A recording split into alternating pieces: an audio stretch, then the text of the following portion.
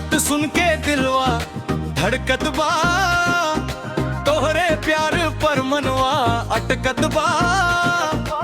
वादा अगर साच बा निभइबा जन्म भर, तब हम अपना दिल तोहरा नाम करब।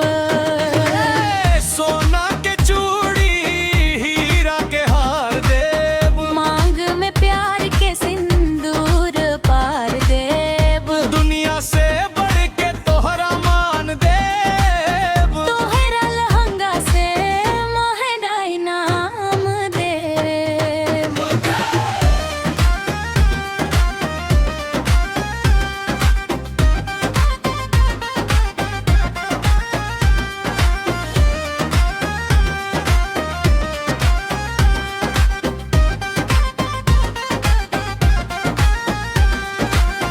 हमके न चाही सोना न चांदी, बस साथे रही बन के